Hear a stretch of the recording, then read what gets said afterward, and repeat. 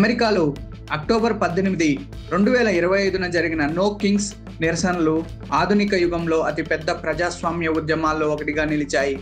ఈ ఉద్యమంలో సుమారు 7 మిలియన్ల మంది దేశవ్యాప్తంగా 2700 కంటే ఎక్కువ నగరాల్లో ర్యాలీలు నిర్వహించారు. నిరసనకారులు అమెరికాలో ప్రజాస్వామ్య విలువలు క్షీణించి అధ్యక్షుడు డొనాల్డ్ ట్రంప్ పాలనా శైలి రాజస్వభావం వైపు వెళ్తుందని తెలిపారు.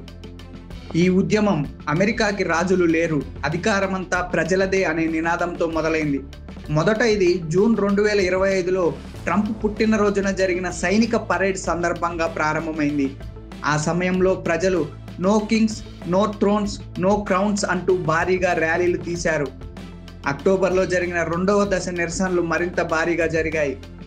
Washington DC, New York, Los Angeles, Chicago వంటి ప్రధాన నగరాలు మాత్రమే కాకుండా యూరప్లో లండన్, జర్మనీ, స్పెయిన్లలో కూడా నిరసనలు వ్యాపించాయి. నిరసనకారులు ఫస్ట్ అమెండ్మెంట్, హక్కుల పరిరక్షణకు, మాట స్వేచ్ఛను, ప్రజాస్వామ్య విధానాలను నిలబెట్టాలని కోరారు. ఈ కార్యక్రమంలో సెనేటర్లు బెర్నీ సాండర్స్, అలెగ్జాండ్రియా ఒకేసియో వంటి నాయకులు పాల్గొని ప్రభుత్వాధికార దుర్వినియోగాన్ని తీవ్రంగా విమర్శించారు.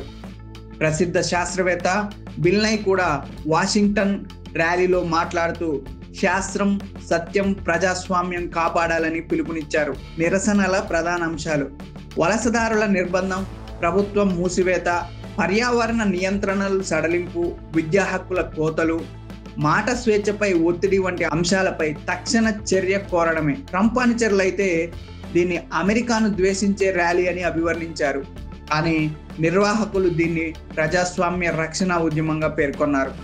మొత్తంగా నో కింగ్స్ ఉద్యమం అమెరికా ప్రజలకు ప్రజాస్వామ్య విలువలపై ఉన్న నమ్మకాన్ని తిరిగి గుర్తు చేసిన సంఘటనగా నిలిచింది. ఈ నిరసనలు అధికారం ప్రజలదనే ఆత్మవిశ్వాసాన్ని మళ్ళీ వెలికి తెచ్చాయి. రాజులు లేరు, ప్రజాస్వామ్యం శాశ్వతం అనే సందేశంగా ఇవి చరిత్రలో నిలిచిపోతాయి.